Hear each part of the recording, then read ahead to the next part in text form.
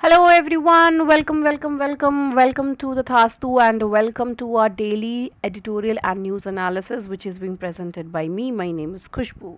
So let's get started with today's daily editorial and news analysis. Ma'am हम जो है इस तरीके से क्यों कर रहे हैं आज का एनालिसिस, तो भाई दिल्ली में जो है 8, 9 एंड 10 को एकदम फुल टू बंद कर दिया गया है, कुछ पर्टिकुलर लोकेशंस को तो एकदम ही।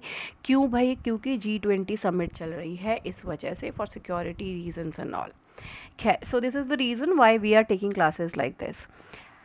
एंड बिफोर प्रोसीडिंग अहेड, सबसे पहले हम देखेंगे कि टेबल ऑफ कंटेंट्स क्या है। तो आज हम कवर करने वाले हैं 4 न्यूज़। इसमें है एक, अफ्रीकन यूनियन जो है वो G20 ज्वाइन कर सकता है, इससे रिलेटेड जो है इन्फॉर्मेशन है। Next, disappearing languages, vanishing voices, ये हमारा जो है एडिटोरियल पोर्शन का आता है। What is heat index and why is it importance? भाई ये हीट इंडेक्स जो है वो क्या है एंड किस लिए इसको मेजर करना बहुत ज़्यादा हमारे लिए इम्पॉर्टेंट है। ठीक है, इसके बाद आता है सेंटर जो है to stop sites from weaving dark patterns. Dark patterns जानेंगे क्या है, हालांकि इसको मैं ऑलरेडी एक सेपरेट वीडियो में एक्सप्लेनेशन इसकी मैं दे चुकी हूँ। ठीक है, एक्सप्लेनेशन ऑलरेडी हो चुकी है, बट स्टिल इसमें अभी गवर्नमेंट ने डेफिनेशंस जो है प्रॉपर तरीके से चीज़ों की निकाली हुई हैं, तो वो जानना हमारे लिए यहाँ पे ज़रूरी है। So that is why we will be doing this. Okay, अब हैं कि तथास्तु पे कौन कौन से कोर्सेज चल रहे हैं। तो दीज आर द कोर्सेज, आप इनमें से किसी में भी ज्वाइन कर सकते हैं। And to get the details, Tathastu ICS.com पर you can go over there. These are the numbers. अगर आपको फर्दर कोई डाउट रहता है तो आप यहाँ पे कॉल कर सकते हो, या फिर आप ऑफिस भी विज़िट कर सकते हो। बस अवॉइड दीज डेज़, इसके बाद आ सकते हो ऑफिस विज़िट करना चाहते हैं तो। ओके, चलिए तो सबसे पहले स्टार्ट करते हैं अपना ये न्यूज़। हालांकि इसमें कुछ खास चीज़ें हैं नहीं, इसमें छोटी मोटी चीज़ें हैं, वो मैं एक्सप्लेन करूँगी। लेकिन डिटेल में एक चीज़ which I am going to explain is this, Nataraja statue. हालांकि पहले भी मैंने DNA में है इसको, जब मैं न्यूज़ एनालिसिस कर रही थी तो मतलब कुछ टाइम पहले ही मैंने इसको पूरी डिटेल में एक्सप्लेनेशन दे दी थी। But still I am going to do it all over again, क्योंकि हमारे साथ कई बार ऐसा होता है ना कि नए लोग भी जुड़ रहे होते हैं, सो इसलिए। तो अफ्रीकन यूनियन जो है उसने कहा है मतलब उनका G20 में ज्वाइन करने के चांसेस हो रहे हैं। सो ये पता चल रहा है। इसके बाद है कि अफ्रीकन यूनियन अगर ज्वाइन कर रही है तो क्या G20 का नाम G21 हो जाएगा? ओके, तो इस चीज़ को लेकर के यहाँ पर क्वेश्चन रेज करे जा रहे हैं, राइट, कि क्या G20 का नाम G21 हो जाएगा, राइट। अभी खैर, अब इसमें क्या होना है क्या नहीं होना इसको लेकर के कोई क्लैरिटी नहीं है। तो अगर हम इफ्स एंड बट्स वाले तो चीज़ों पे यूपीएससी से रिलेटेड कोई चीज़ होता नहीं है इफ्स एंड बट्स वाला। ओके, सो इसमें हम कुछ इन डेप्थ में नहीं जा रहे हैं। But our point of interest is Nataraja statue. Nataraja statue जो है बहुत ही इंटरेस्टिंग एंड बहुत ही इम्पोर्टेंट रहा है हमारे जो भारत के कल्चरल पॉइंट ऑफ व्यू से अगर हम देखें। तो मैंने जब कल्चरल पॉइंट ऑफ व्यू बोल दिया तो इसका मतलब ये आर्ट एंड कल्चर के पोर्शन से आपका आ गया, तो GS पेपर 1 हो गया यहाँ पर ये आपका। ठीक है, तो लॉर्ड ऑफ डांस, नटराज को लॉर्ड ऑफ डांस के तौर पे भी जाना जाता है, राइट। अब यहाँ पर जो है ये जानना आपके लिए ज़रूरी है कि नटराज जो बनने का ये पूरा स्ट्रक्चर है, इसके बनने के पीछे का एवोल्यूशन होने का क्या है, मतलब किस तरीके से ये जो है वो इवॉल्व हुआ, राइट। तो इवॉल्व होने की अगर हम बात करें तो आप सभी को पता ही होगा, जब इंडस वैली सिविलाइजेशन में आप लोगों ने अगर पढ़ा है तो उस वक्त आपने देखा होगा पशुपति सील के बारे में। ठीक है, पशुपति सील के बारे में उस टाइम आपने पढ़ा होगा, राइट। अब आते हैं इसके बाद जो वैदिक सिविलाइजेशन होती है, वैदिक सिविलाइजेशन। तो वैदिक सिविलाइजेशन में जो मेजर इम्पॉर्टेंट जो गॉड्स थे तो उस टाइम इंद्र, अग्नि, रुद्र थे। इंद्र, अग्नि एंड रुद्र थे, 3 और देवता थे। ठीक है, अब पशुपति सील उस टाइम था एंड इधर इंद्र, रुद्र एंड अग्निदेव थे। ओके, अब यहाँ पे जो है इन्हीं सब का कॉम्बिनेशन में आप देख सकते हो कि पशुपति शिवा, मतलब शिवा जो है वो एक्चुअली यहाँ पर इमर्ज करे, शिवा, राइट। अब शिवा जो है वो कई तरीके से शो किया जाता था। एक तो तरीका होता है शिवा का एज अ योगी शो करना, मतलब उनको एक योगी के तौर पर देखा जाता। एक तरीका है शिव भगवान को दिखाने का लिंग के तौर पर, ठीक है, तो जो शिव लिंग होता है उसके तौर पर। एक तरीका यहाँ पर आ गया डांस फॉर्म में, कॉइन्स के ऊपर जो है शिव भगवान का या फिर सील्स पर जो है उनका पिक्चराइजेशन करना। ओके तो इस तरीके से होती थी। फिर डांसिंग शिवा का जो इमेज है लेटर ऑन अगर आप देखें तो वो रॉक्स पे पाई जाने लगी, तो लोग जो है वहाँ पे रॉक्स पर बनाने लगे, राइट। अब रॉक्स पे बनाने लगे, उसके बाद क्या हुआ कि ये सारी इमर्जेंस जो है ये सारी की सारी नॉर्थ इंडिया में हो रही है। All these things are actually happening over there in North India. अब नॉर्थ इंडिया में हो रहा है, फिर बाद में जो नीचे सदर्न पार्ट है सदर्न इंडिया का, तो वो भी एक्सपैंड करने के, देखिए पहले क्या होता, जो राजा लोग थे वो एक्सपेंशन का ही हमेशा देखते रहते थे। ओके तो वो एक्सपैंड करना चाह रहे थे नॉर्दर्न साइड में।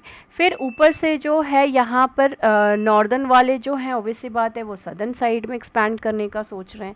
तो यहाँ पर ये जो इस तरीके से एक्सपेंशन वाला सीन चल रहा था, तो इसी में ही नॉर्थ एंड साउथ का एक टकराव होता था। तो इसमें ही they they got to know about this thing. तो नटराज जो हैं इस टाइम तक, Nataraj is what, dancing Shiva, lord Shiva, right.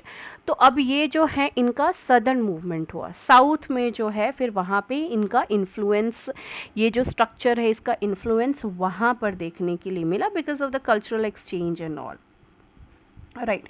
अब वहाँ पे जब गए तो वहाँ पे जो है अब जैसे कि पहले सील्स पे कॉइन्स पे देखने को मिलते थे, रॉक्स में देखने को मिलते थे डांसिंग शिवा।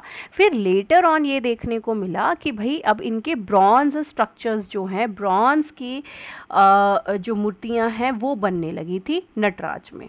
ओके पल्लवास के टाइम में नटराज का ये जो स्ट्रक्चर था वो धीरे धीरे डिक्लाइन करने लगा था, लेकिन लेटर ऑन इनके बाद जो चोलाज आए थे उन्होंने फिर से इसको रिवाइव कर दिया। ओके तो अगर हम कल्चरल पॉइंट ऑफ व्यू से देखें, हिस्टोरिकल पॉइंट ऑफ व्यू से देखें, तो नटराज का जो है हमारे लिए बहुत बड़ा इम्पोर्टेंस होता है, बहुत ज़्यादा इम्पोर्टेंस होता है। अब इसी में ही पहले ही मैं आपको डीएनए में जिस तरीके से बताई थी कि इनके हर एक पोस्चर का एक मतलब है, हर एक चीज़ का यहाँ पर जो है इन सभी चीज़ों का एक मतलब है, ठीक है। यहाँ पर आप देख सकते हो दिस इज़ डमरू।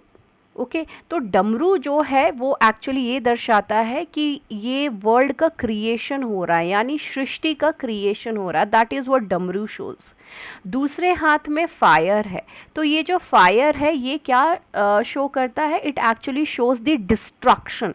तो एक तरफ क्रिएशन हो रहा है थ्रू द साउंड ऑफ डमरू, राइट, एंड दूसरी तरफ फायर से डिस्ट्रक्शन हो रहा है। तो क्रिएशन अगर किसी चीज़ का हुआ है तो उसका डिस्ट्रक्शन भी होगा, ये चीज़ यहाँ पर बताई जा रही है। ओके फिर उसके बाद आता है कि ओपन पाम है इनका, यहाँ पर आप देख सकते हो एक तरीके से ये जो ओपन पाम है ये क्या चीज़ दिखा रहा है, it is showing that I am the protector, I will be protecting you. Okay तो ये एक तरीके से यूनिवर्स का बैलेंस करने का भी तरीका बता रहे हैं और ये भी जता रहे हैं कि यहाँ पर I am there to protect you. Okay यहाँ पर एक हाथ जो है वो लोअर पोर्शन ये डाउनवर्ड में है, तो यहाँ पे इट इज़ एक्चुअली शोइंग कि ये it is a kind of illusion या फिर जो माया कहते हैं ना, वो चीज़ क्रिएट करने का, वो चीज़ होने का दर्शाता है यहाँ पर। ओके यहाँ पर साथ साथ में आप ये देखेंगे इनकी जुल्फ़ें जो हैं वो इस तरीके से रहती हैं, बाल जो हैं वो इस तरीके से हैं, right. So this is actually signifying river Ganga. Okay Ganga को यहाँ पर रेफर कर रहे हैं। यहाँ पर ये जो ड्वाफ है this is dwarf demon, and ये जो डीमन है इसको मुयालका या फिर अब इसको अपस्मरा भी जो है ये भी कहते हैं। तो लेकिन ये एक्चुअली किस चीज़ को इसको ये रिप्रेजेंट करता है, तो ये एक्चुअली रिप्रेजेंट करता है ईगो को, ठीक है, या फिर इग्नोरेंस को, राइट तो ईगो को, इग्नोरेंस को, इस चीज़ को यहाँ पर जो है ये शो करता है ये डीमन। ओके एंड इसको आप इस तरीके से क्रश कर रहे हैं पैर के नीचे दबा करके, तो इट मीन्स आप जो है उसको हटा रहे हो अपनी ज़िंदगी से, you are overcoming that thing, आप उस चीज़ को ओवरकम कर रहे हो, राइट। अब इसके बाद आता है ये this fire of circle of fire, sorry. तो ये जो सर्कल है फायर का, ये किस चीज़ को बताता है? ये माया को बता रहा है। ये बता रहा है कि भाई ये एक सर्कल है, ये जो लाइफ एंड डेथ होती है ना, दिस इज़ अ सर्कल। जो जिसने जन्म लिया है उसका मृत्यु होना है, जिसका मृत्यु होना है हुआ है उस वो फिर से जन्म लेगा। तो it is a kind of circle. ये उस चीज़ को रिप्रेजेंट कर रहा है। तो इसका बहुत ही सिग्निफिकेंस है, बहुत ही ज़्यादा। चलिए, अब अफ्रीकन यूनियन जो है इसको ज्वाइन कर रही है। तो अफ्रीकन यूनियन में टोटल कितने लोग आते हैं? तो लोग मतलब कितनी कंट्रीज़ हैं इसमें? तो टोटल 29 स्टेट्स हैं, जिसमें कि लीबिया, मोरक्को, सूडान, ट्यूनीशिया, घाना, गुइनिया, बेनिन, बुर्किना फासो है इसमें, शेड है इसमें, कॉन्गो है इसमें, राइट। तो बहुत सारे हैं, गिबॉन है, नाइजर जहाँ पे कू हुआ है हाल फिलहाल में, ठीक है। एंड इसमें मडगास्कर भी है, माली भी है, मॉरिटेनिया है, तंजानिया है, बुरुंडी है, रवांडा है, अल्जीरिया है, युगांडा है। All these are the parts of the African Union. Okay, next हमारा जो आर्टिकल है it is related to language. किस चीज़ से रिलेटेड है ये? लैंग्वेज से। अब ये जो लैंग्वेज है यहाँ पर ये बताना चाह रहे हैं कि एक कॉमन लैंग्वेज होने की वजह से क्या होता है कि जो और भी जितनी लैंग्वेजेस होती हैं, भाषाएं होती हैं, उनका पतन हो जाता है, क्योंकि फिर लोग उस चीज़ को यूज़ करना, उन लैंग्वेजेस को यूज़ करना बंद कर देते हैं। ओके, तो this is what it is actually being said over here. English जो है वो यहाँ पर देखिए, इंडिया में अगर हम बात करें इंग्लिश क्यों आया, तो इंग्लिश लैंग्वेज को इंडिया में यानी कि भारत में इंट्रोड्यूस करने के पीछे का रीज़न ये था कि जो अंग्रेज़ थे, ब्रिटिशर्स थे, वो चाहते थे कि भाई इनको इंग्लिश आए ताकि ये हमारी मदद कर सके। मतलब इन द शॉर्ट, एकदम शॉर्टेस्ट तरीके से भी अगर मैं बताऊं तो वो बेसिकली अपने फ़ायदे के लिए अंग्रेज़ी भाषा को यहाँ पर लेकर के आए थे भारत में। ओके, एंड ये this was basically to facilitate the communication, क्योंकि बहुत सारी डिफरेंट लैंग्वेजेस हैं, बहुत सारी लैंग्वेजेस हैं हमारे कंट्री में। कदम कदम पे जो है भाषाएं चेंज होती हैं, खाने का स्वाद चेंज हो जाता है। तो उस चीज़ के पर्पस से ये इंग्लिश लेकर के आए। अब इंग्लिश का ही आज के डेट में ही आप देख लीजिए कि कितना कैसा इम्पैक्ट पड़ा है हमारे देश के ऊपर, कि हम जो हैं ये इंग्लिश को क्या करते हैं, मतलब एज अ कॉमन लैंग्वेज हम भारतीय जो है कॉमन लैंग्वेज यूज़ कर रहे हैं। अगर आपको कहीं पे भी कम्युनिकेट करना है, साउथ में जाओ, नॉर्थ ईस्ट में जाओ, इंग्लिश वर्क कर रही है। बट अपनी कोई भी लैंग्वेज जो है वो यहाँ पर काम नहीं करती है। अपनी ही भाषा के लिए जो लोग हैं वो यहाँ पर आवाज़ उठाएंगे कि नहीं यूज़ करना है, लेकिन हम जो है दूसरी भाषा जो दूसरे देश की है उसको यूज़ करने के लिए हैं। खैर, तो that is a different political thing, खैर उसको छोड़िए। तो इंग्लिश जिस जिस तरीके से जो है यहाँ पर कॉमन लैंग्वेज बनती जा रही है, वैसे वैसे व्हाट इज़ हैपनिंग कि जो दूसरी भाषाएं हैं वो भाषाओं का पतन होता जा रहा है। यानी those are the languages which are getting declined, उनकी डिक्लाइन, वो सारे जो हैं वो डिक्लाइन हो रहे हैं। ओके, अब डाइवर्सिटी, अब यहीं पे ही जो बात है इन्होंने यहीं पे ही मेंशन करिए, देख सकते हैं 7000 इन्होंने लैंग्वेजेस लिखा है। तो इन्होंने एस्टिमेट, यहाँ पर जो एक एस्टिमेट निकाल करके बता रहे हैं कि 7000 डिस्टिंक्ट लैंग्वेजेस हैं ग्लोबली। ओके, अब यहाँ पर ही बोल रहे हैं कि लगभग 40% जो है इसमें से लैंग्वेजेस वो एक्सटिंक्ट हो चुकी हैं। मतलब एक्सटिंक्ट होने के कगार तक पहुंच चुकी है। 40%, 7,000 में से 40% ऑलमोस्ट एक्सटिंक्ट होने तक की कगार पर आ गई हैं, जिसको बोलने के लिए सिर्फ 30 ऑलमोस्ट रफली अराउंड 35,000 लोग ही हैं जो इस भाषा को बोल पा रहे हैं। ओके, अब इस वजह से ये है कि इनकी जो नंबर है वो धीरे धीरे कम होती जाएगी, एंड फाइनली ये जो लैंग्वेजेस हैं this will also disappear. Obvious सी बात है, डिसअपियर होगा। और ये सारी चीज़ें क्यों हो रही हैं? बिकॉज कुछ ही ऐसी लैंग्वेजेस हैं जो कि बहुत ज़्यादा डोमिनेट कर रही हैं, स्पेशली अगर आप वर्ल्ड लेवल पे अगर देखो तो वर्ल्ड वाइड लेवल पे अगर देखो तो वर्ल्ड अगर पूरी दुनिया के हिसाब से अगर आप इसी चीज़ को देखें तो एक्चुअली हो क्या रहा है वर्ल्ड लेवल पे, तो इंग्लिश लैंग्वेज जो है वो काफ़ी ज़्यादा डोमिनेट कर रही है हर जगह पे। ओके तो एग्जाम्पल के तौर पे यहाँ पे बोले कि तो कुछ लैंग्वेजेस जो हैं जो कि बहुत ज़्यादा डोमिनेट कर रही हैं, एंड इसमें टोटल बोल रहे हैं कि अप्रॉक्सीमेटली 10 मेजर लैंग्वेजेस हैं जिसमें कि इंग्लिश मेन आता है, एंड यही जो है बाकी लैंग्वेजेस जो है यानी कि जो लैंग्वेजेस की डाइवर्सिटी है उसको धीरे धीरे ख़त्म करते जा रहे हैं, right. And all this is happening, ये सारी की सारी चीज़ें क्यों हो रही हैं, ये इसलिए हो रही हैं क्योंकि इंग्लिश जो है वो कॉमन लैंग्वेज है। क्या है भाई, वो कॉमन लैंग्वेज है, इस वजह से ओके कॉमन लैंग्वेज के तौर पे बनती जा रही है, that is the reason over here. Okay migration भी अब इसके पीछे रीज़न हो रहा है। अब क्या हो रहा है कि भाई जो लोग हैं एक देश से दूसरी देश में जा रहे हैं तो वहाँ पर जाने की वजह से वहाँ की लैंग्वेज जो है वो उनको ग्रास्प करना पड़ रहा है, तो जो माइग्रेट कर रहे हैं उन वो अपने देश की लैंग्वेज तो जानते ही हैं, राइट। एंड जो नए कंट्री में गए हैं तो वहाँ की भी लैंग्वेज उनको आती है, बट इनके जो नेक्स्ट जनरेशन होगी वो अपनी लैंग्वेज भूल जाएगी एंड वो सिर्फ यही लैंग्वेज जो है वही बोलेगी। तो ये भी एक बहुत बड़ा एक मैटर यहाँ पर निकल कर के सामने आ रहा है because of the migration also. Okay अब यहीं पे इंग्लिश का ही देख लीजिए कि क्या पॉइंट यहाँ पर लिखा हुआ है एकदम क्लियरली कि इंग्लिश जो है वो 340 मिलियन नेटिव स्पीकर्स हैं इंग्लिश के, जिसमें और इसके अलावा 1.2 बिलियन लोग हैं ऐसे जो कि इंग्लिश को अपनी सेकेंड लैंग्वेज के तौर पर देखते हैं। ओके तो इसका मतलब ये हुआ कि इंग्लिश का जो है अभी आने वाले टाइम में it is going to increase, its importance is going to increase.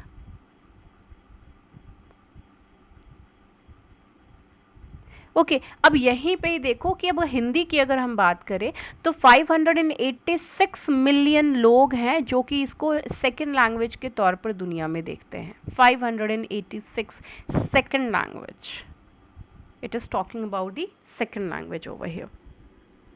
Okay अब यहाँ पे नेक्स्ट बता रहा है इंडेक्स ऑफ लिंग्विस्टिक डाइवर्सिटी के बारे में। तो इंडेक्स ये जो ILD है इसमें इन्होंने क्या किया, this particular matrix actually quantifies the trends. ये क्या करता है, जो ट्रेंड्स हैं नेटिव स्पीकर्स हैं पूरे वर्ल्ड के लैंग्वेजेस को लेकर के, वो 3 डेकेड्स तक इन्होंने जो इन सारी चीज़ों को देखा समझा एंड ऑल, उसके डेटा एंड ऑल, फिर वहाँ से ये पता चला कि 20% जो मतलब जो लिंग्विस्टिक डाइवर्सिटी है वो 1970 से अगर आप 2005 तक अगर देखें, 1970 से 2005 तक, तो इसमें क्या हुआ है 20% डिक्लाइन देखने के लिए मिली है। क्या देखने को मिला है, 20% ग्लोबल डिक्लाइन। और किस चीज़ में, लिंग्विस्टिक डाइवर्सिटी में, मतलब डाइवर्सिटी जो है वो धीरे धीरे कम हो रही है यहाँ पर, ठीक है। तो ये किस चीज़ का था, इंडेक्स ऑफ लिंग्विस्टिक डाइवर्सिटी। अब एक और है यहाँ पर जहाँ पर आता है ये LDI। अब ये LDI क्या है, LDI लैंग्वेज डाइवर्सिटी इंडेक्स है ये, ओके अब एक आता है लैंग्वेज डाइवर्सिटी इंडेक्स। इसने क्या है, it actually measures the probability of 2 randomly selected language individuals. अब जो दो बंदों को इन्होंने चूज़ कर लिया रैंडमली और उनके डिफरेंट मदर टंग से, ओके उसके हिसाब से जो है फिर ये देखते हैं कि क्या एंड ऑल किस तरीके की डाइवर्सिटी है, किस तरीके का सिचुएशन है। तो countries with fewer mother languages have lower LDIs। तो जो भी कंट्रीज़ है जिनकी जहाँ पे मदर लैंग्वेजेस बहुत ही कम है तो वहाँ पर लैंग्वेज डाइवर्सिटी भी बहुत कम होगी। तो ऑब्वियस सी बात है ये किस चीज़ की बात कर रहा है, लैंग्वेज की डाइवर्सिटी का। तो किसी कंट्री में अगर लैंग्वेज डाइवर्सिटी है ही नहीं तो वहाँ पर उसका LDI कितना होगा, उतना ही कम होगा, बहुत ही कम होगा, ओके तो रीजनल डिक्लाइन, अब बात आती है भैया रीजनल डिक्लाइन की। तो रीजनली किस तरीके की हो रही है, तो अमेरिका में जो लिंग्विस्टिक डाइवर्सिटी है वहाँ पे डिक्लाइन हो रहा है, 60% डिक्लाइन हो चुका है। सिग्निफिकेंट नंबर ऑफ जो डाइवर्सिटी है वो यहाँ पर गायब हो गई है, 60%।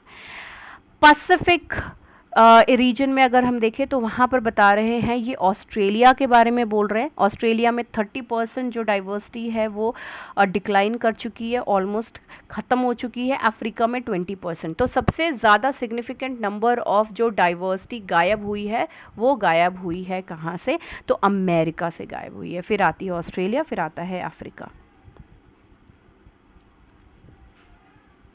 ठीक है। अब यहाँ पे जो है लैंग्वेज के बारे में इतना ज़्यादा सोचना, इतना ज़्यादा बातचीत करना, मतलब इतना क्या बात है भाई। लैंग्वेज का मतलब है कि आप अपना कन्वर्स कर ले रहे हो, बात कर ले रहे हो, ठीक है, इट्स ओके। पर लैंग्वेज को लेके इतना ज़्यादा जो लोग हैं क्यों परेशान हो रहे हैं? तो भाई लैंग्वेज जो है वो एक्चुअली बहुत ही इम्पॉर्टेंट होता है। कैसे कि एक ये जो लैंग्वेज है वो सिर्फ एक मात्र भाषा ही नहीं है, ये आपके कल्चरल वैल्यूज़ जो है उस चीज़ को भी शो करती है। ठीक है, आपके जो कल्चरल वैल्यूज़ है उसको भी शो करता है। Languages just not only enable the communication but it also conveys your cultural values, and इसके साथ साथ जो आपकी इंडिजीनियसनेस है वो उस चीज़ के बारे में भी ये चीज़ बताती है। अब यहाँ पे जो है यूनेस्को के रिपोर्ट के बारे में भी यहाँ पर बताया गया है इस पर्टिकुलर आर्टिकल में, दैट इंडिया में 42 ऐसे लैंग्वेजेस हैं जो कि एक्सटिंक्ट हो सकते हैं। क्या हो सकते हैं? एक्सटिंक्ट हो सकते हैं। जस्ट इमेजिन, फिर हम उनको कभी भी जो है रिवाइव नहीं कर पाएंगे। जब बोलने वाले ही नहीं रहेंगे तो फिर कहाँ से होगा? क्यों बोल रहा है? क्योंकि इन लैंग्वेजेस को बोलने के लिए लगभग सिर्फ 10,000 ही लोग हैं। तो over the period of time ये गायब हो जाएगा, क्योंकि बोलने वाले लोग हैं 10,000, कितना ही नंबर होता है भाई। ठीक है, तो यूनेस्को ने ऑलरेडी इस चीज़ को क्लैरिफाई कर रखा है कि जो भी भाषा को बोलने वाले जो लोग हैं वो 10,000 या फिर 10,000 से कम है, तो इसका मतलब ये हुआ कि वहाँ पे वो एक्सटिंक्ट हो जाएंगे, मतलब वो जो लैंग्वेजेस हैं वो एक्सटिंक्ट हो जाएगी। राइट। अब यहाँ पर जो मोस्ट ऑफ द लैंग्वेजेस जिसका ये हाल हो रहा है, तो उसमें जो लैंग्वेजेस हैं वो ज़्यादातर ट्राइब्स की हैं, tribal people. Right, so it belongs to the tribal group specifically. It means जो है कि ट्राइबल्स की जो है अपनी हेरिटेज है, अपनी जो भाषा है, it is going to go, you know, it just going to vanish, ख़त्म हो जाएगा।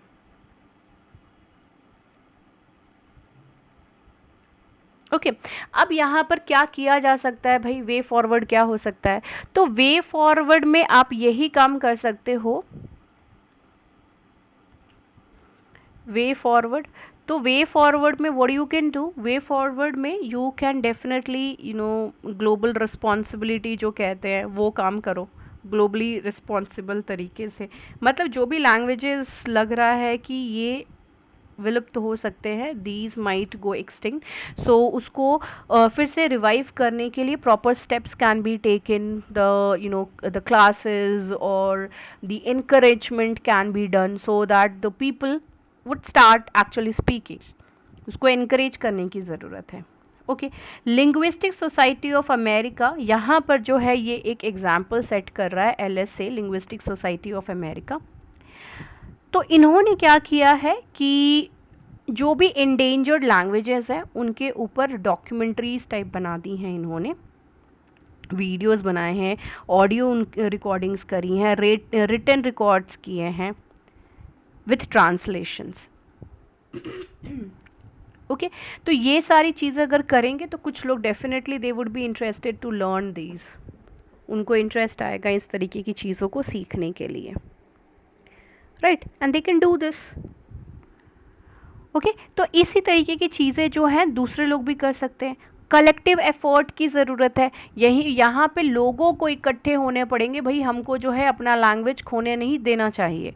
Right, we just can not let it go. So इसको सिंपली क्या करना है, इसको फिर से रिवाइव करने की कोशिश करो, आपस में बोलो, नहीं बोलना आता है सीखो, सीखो and try to speak. Otherwise ये सारी चीज़ें गायब हो जाएंगी। जो हमारा कल्चर है, हमारा जो इतने पुराने, इतने सालों से जो लैंग्वेज चली आ रही है, we would lose all that. Don't let it go. okay, so these are the things which can be done. So this was all about this particular article. Let's move on to the next topic that is related to heat index. So heat index हाल फिलहाल में all of you must have heard about this thing कि अगस्त जो है वो बहुत गर्मी भरा वाला दिन था, एंड इसमें बहुत सारी ऐसी कंट्रीज़ भी थी जहाँ पे तो कुछ ज़्यादा ही भयानक गर्मी थी, राइट, जिसमें से आता है ईरान। ओके, तो ईरान में जो टेम्परेचर पहुंच गया था that was 70 degree Celsius, imagine, and that too the coastal areas. Iran के जो कोस्टल एरियाज है ना उसके आसपास का टेम्परेचर 70 डिग्री सेल्सियस, इसमें ह्यूमन सर्वाइव करना is very difficult, it's damn so difficult.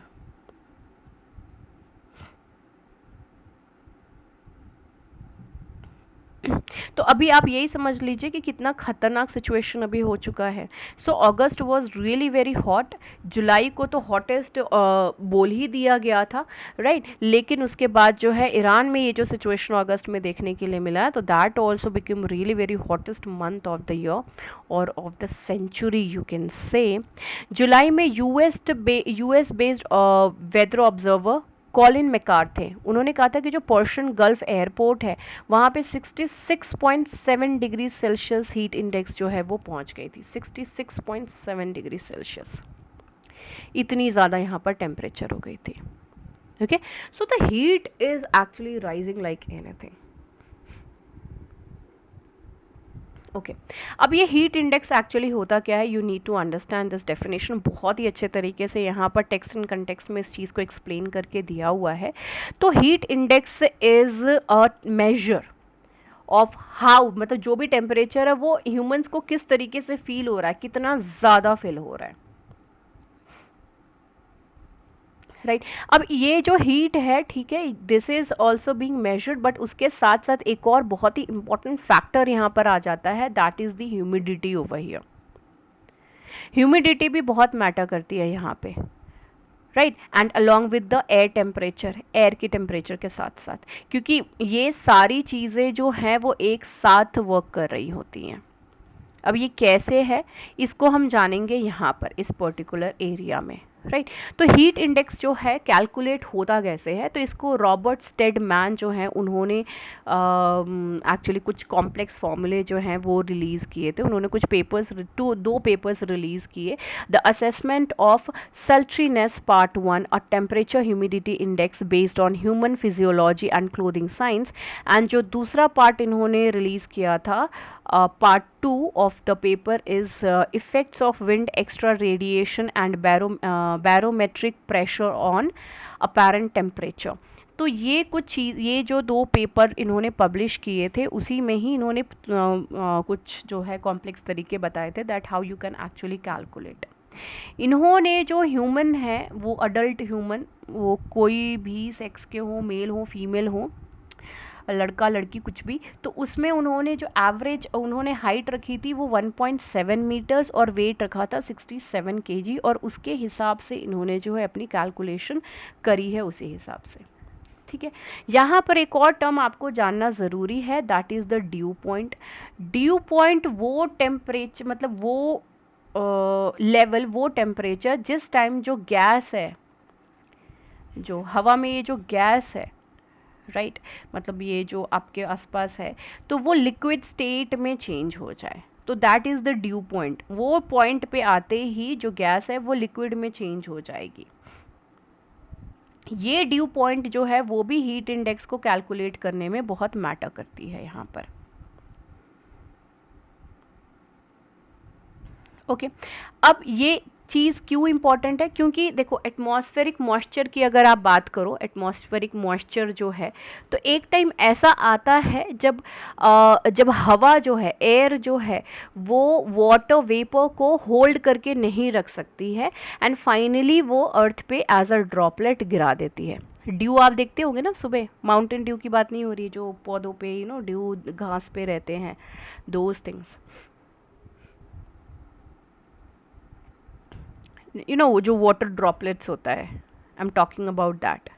Right. तो वो चीज़ अब हम सभी को ये चीज़ पता है भाई, आप लोग यूपीएससी की तैयारी कर रहे हो तो all of you must be aware of this thing कि जो एयर है उसमें मॉइस्चर होता है, उसमें वाटर वेपर होता है, एंड विथ टेम्परेचर ये वाटर वेपर का जो परसेंटेज है वो काफ़ी ज़्यादा हो जाता है, मॉइस्चर का जो कंटेंट है वो काफ़ी ज़्यादा हो जाता है, एंड फाइनली ह्यूमिडिटी जैसी आपको फील होती है, वो ह्यूमिडिटी जैसी जो आप बोलते हो ना, दैट चिपचिपा and all, you feel that. Okay, so that is all because of the temperature. So doctor Steadman ने जो है 14 डिग्री सेल्सियस को एज अ ड्यू पॉइंट यहाँ पर इन्होंने कंसीडर किया as a dew point in his calculations, and कुछ countries जो हैं उन्होंने अपने खुद के इंडाइसेस भी डेवलप करके रखे हैं in order to measure heat index. Okay, वो ज़रूरी नहीं है कि इन्हीं का ही इंडेक्स, इन्हीं का तरीका यूज़ करें, उन्होंने अपने भी कर रखे हैं, so that's completely a different thing. अब यहाँ पे कह रहे हैं कि भाई हमको इसको मेजर करना क्या ज़रूरी है, तो ये चीज़ ज़रूरी भी है।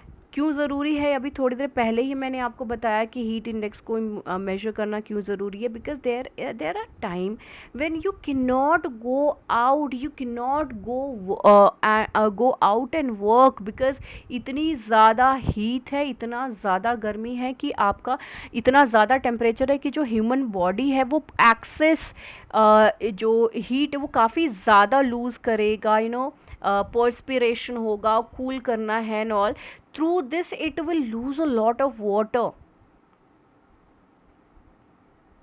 राइट। अब यहीं पे कह रहा है कि ह्यूमिडिटी भी बहुत ज़्यादा इंपॉर्टेंट हो जाती है। तो ह्यूमिडिटी इसलिए इंपॉर्टेंट, देखो देखो कि होता क्या है कि अगर ह्यूमिडिटी भी बहुत ज़्यादा है तो गर्म पसीना भी नहीं आएगा। देखो जब आपको पसीना आता है ना तो actually that's good for you, लेकिन बहुत गर्मी है और आप पसीना भी नहीं आपको आ रहा, तो आपकी बॉडी मतलब मैनेज नहीं कर पा रही है चीज़ों को। तो ह्यूमिडिटी भी ज़्यादा है, हीट इंडेक्स भी ज़्यादा है, तो इसकी वजह से आपको डायरेक्टली आपकी बॉडी के ऊपर उस चीज़ का इम्पैक्ट पड़ेगा। ओके, और आपकी बॉडी जो है वो हीट नहीं रिलीज कर पाएगी, अपने आपका जो बॉडी है वो कूल नहीं रह पाएगा। लेकिन यहीं पे ही इसके उलट अगर ये जो ह्यूमिडिटी है वो कम रहे, तो ह्यूमिडिटी कम रहेगी, भले टेम्परेचर ज़्यादा हो तो कम से कम आपको स्वेटिंग होगी और आपकी बॉडी जो है उस चीज़ को बैलेंस कर पाने की कोशिश करेगी। And this is the reason, आप सभी को ये चीज़ ध्यान में होगी कि जब कहते हैं ना, मम्मी पापा लोग कहते हैं कि लू लग जाएगी, भाई पानी पियो पानी पियो पानी पियो पानी पियो, बार बार क्यों बोलते हैं गर्मी में इतना ज़्यादा?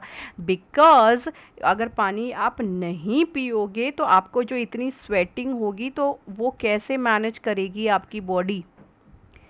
So that is the water content, no? So finally if nothing will be there, you will faint, and कभी कभी तो कितनी बार तो डेथ भी हो जाता है, so it's really very dangerous.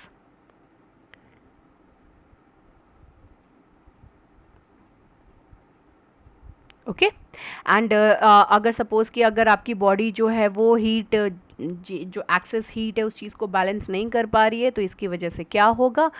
Exhaustion होगी, रैशेस होंगे, और भी बहुत सारे अलग तरीके के सिम्टम्स आपको देखने को मिलेंगे, and it could be fatal also, it could be, as I told you ना, कि डेथ तक हो जाती है, it could be fatal also. So this is the reason. Okay, and इसी वजह से गर्मियों का जब टाइम रहता है ना तो उस टाइम छुट्टियाँ भी दे दिया जाता है। ओके, अब आते हैं हमारा next topic, that is related to the dark patterns. यहाँ पर हम इस चीज़ को क्विकली कर लेते हैं। तो अभी आप लोग देखते होंगे ना कि मोबाइल में जो है कि ऑटोमेटिकली तो अगर आप सब्सक्रिप्शन जो है किसी का कैंसिल करना चाहते हो तो सब्सक्रिप्शन कैंसिल करने का कुछ सिस्टम ही नहीं समझ में आता है कि भाई कहाँ जा कर के कैंसिल करें। 1 मंथ, अब ये इसमें इन्होंने ऐसा भी कर दिया है कि जो OTT प्लेटफॉर्म्स हैं वहाँ पे अगर आपको सब्सक्रिप्शंस जो OTT प्लेटफॉर्म्स हैं वहाँ के सब्सक्रिप्शंस आपको नहीं लेनी है तो 1 मंथ का आपने ले लिया चलो, लेकिन अगले महीने आप भूल गए तो अब उस चीज़ को फिर बाद में आपका जब पैसे कट जाएंगे तो वो एक अलग ही दिक्कत हो जाती है, आपको पता ही नहीं चलता और पैसे भी कट जाते हैं ऑल ऑफ अ सडन। फिर इसके अलावा ये भी होता है, कई बार ये चीज़ मेरे साथ हो चुकी है, हालांकि एक ही बार, उसके बाद तो मैंने छोड़ ही दिया। अमेज़ोन पे एक्चुअली ऐसा हुआ था कि when I was about to place the order, तो वहाँ पे मैंने देखा कि मेरे कार्ट में ना एक्स्ट्रा कुछ एडेड था, एंड वो एक्स्ट्रा क्या था? प्राइम का सब्सक्रिप्शन, एंड मैंने तो लिया ही नहीं था। तो ये जो आप कर देते हो ना, उसके बाद आप प्लेस प्लेस ऑर्डर, उसके बाद आप नेक्स्ट नेक्स्ट नेक्स्ट नेक्स्ट करते, फिर पेमेंट भी कर देते हो, उतना ध्यान नहीं देते हो पैसे का कि कितना क्या हुआ है एंड ऑल। बाद में पता चलता है अरे 100-200 रुपये के तो ये खरीद लिया, अरे 1000 रुपये का तो ये हो गया, ये तो मैंने ध्यान ही नहीं दिया। इस टाइप की चीज़ें होती हैं। तो बास्केट स्नीकिंग वाला चीज़, तो ये कुछ तरीके हैं जिसकी वजह से बहुत सारे कस्टमर्स जो थे, बहुत सारे लोग परेशान थे। These are the malpractices actually. Okay, तो इन्हीं चीज़ों को मतलब आपको नहीं पता चलती हैं। These are the kind of dark patterns. And काफ़ी टाइम ऐसा होता है आप किसी ऐप पे चले जाते हो, फिर पता ही नहीं चलता इसमें से बाहर कैसे आए, क्योंकि उसमें क्रॉस का साइन नहीं दिख रहा है। ठीक है, उसमें क्रॉस का साइन नहीं दिख रहा है, उसमें क्लोज का कुछ भी नहीं दिख रहा है। तो कैसे पता चलेगा कि भाई how I am going to get out of this thing. Okay, तो ये एक प्रॉब्लम यहाँ पे रहती है। तो एनी प्रैक्टिसेस, यहाँ पर इन्होंने डार्क पैटर्न को, सरकार ने, गवर्नमेंट ने डिफाइन किया है कि कोई भी ऐसा प्रैक्टिस या फिर जो deceptive design pattern using user interface or user experience interactions on any platform designated to mislead or trick users to do something they originally did not intend or want to do by subverting or impairing the consumer autonomy, decision making or choice, amounting to misleading advertisement or unfair trade practice or violation of consumer rights. So that will be considered as the dark pattern. तो कोई भी ऐसी चीज़ जो कि कोई भी consumer, suppose I am the one, तो मैं वो चीज़ नहीं करना चाहती थी, बट उस मेरे को जो है अलग अलग तरीके से सप्रेस किया जा रहा है कि मैं उस चीज़ को करूं, तो that is the kind of mall practices, unfair trade practice है, वायलेशन है कंज्यूमर राइट का। ओके, काफ़ी टाइम ऐसा दिखाता है ना आपको काफ़ी जगहों पे ओनली वन लेफ्ट। तो ओनली वन लेफ्ट एक्चुअली में वन लेफ्ट है, या फिर जस्ट मैंने अभी देखा इस वजह से वन लेफ्ट हो गया। Only two left and 95% booked, completed. इस टाइप की जो अर्जेंसी वाला चीज़ दिखा था ना, फॉल्स अर्जेंसी, इस चीज़ को इन्होंने इस चीज़ में रखा हुआ है, दैट डार्क पैटर्न में। This is completely wrong. Basket sneaking तो मैंने आपको अभी जस्ट बता ही दी। कन्फर्म शेमिंग, वो मतलब अलग अलग फ्रेजेस या फिर वीडियोस ऑडियोस दिखा दिखा करके आपको बार बार ना शर्मशार करने की कोशिश करते हैं, यार इसको ख़रीद लो नहीं तो परेशान हो जाएंगे हम। तो वो वाला काम उस तरीके से नहीं कर सकते आप। फोर्स्ड एक्शन, कि ज़बरदस्ती कुछ ऐसा करो जिससे कि सामने वाले बंदे को वो ख़रीदना ही पड़े एक्स्ट्रा आइटम, तो वो वैसा ना हो। सब्सक्रिप्शन ट्रैप, जो मैं ऑलरेडी आपको बता चुकी हूँ। इंटरफेस इंटरफेरेंस, इसमें क्या होता है ना कि मैनिपुलेट किया जाता है यूज़र इंटरफेस को to make you do something which you are not willing to do. Bait and switch, okay, आप जैसे कि आपने कहीं पे कुछ एक्शन, मतलब कहीं पे सपोज कोई चीज़ सर्च किया, फिर वही चीज़ें जो है ना हर जगह आपको शो होने लगती हैं हर जगह, तो दोज काइंड ऑफ थिंग्स। तो यही सारी चीज़ें जो है यहाँ पर सरकार ने बताया है। इन सारी चीज़ों को रोकना थोड़ा मुश्किल है। जैसे कि अगर सपोज़ किसी होटल का आप बुकिंग कर रहे हो और वहाँ पर जो है वो 1 लेफ़्ट 2 लेफ़्ट करके ही दिखा रहा है, और एग्जैक्टली में वहाँ पे एक ही रूम लेफ़्ट है या फिर 2 ही लेफ़्ट हो सकता है, लेकिन अब वो अर्जेंसी, फॉल्स अर्जेंसी दिखा रही है या फिर सच में अर्जेंसी है, उस चीज़ को कैसे कंफर्म करेंगे। तो यहाँ पे इन सारी चीज़ों को लेकर के कुछ कॉम्प्लिकेशंस ज़रूर है, but yes this is what it is. अब इस चीज़ को डील करने के लिए आप क्या कर सकते हैं कि इन्होंने, गवर्नमेंट ने, यूनियन कंज्यूमर अफेयर्स मिनिस्ट्री की जो वेबसाइट है वहाँ पर इन सारी चीज़ों को डाले हुए हैं। आप वहाँ पे जा कर के अपने व्यूज़, अपने पॉइंट्स जो हैं दे सकते हैं, and they can do the changes accordingly. Okay, चलिए, so this is it related to today's daily news and analysis. I hope आप सभी को पसंद आया होगा। See you in the next video. Bye bye, take care and have a great time. Good night.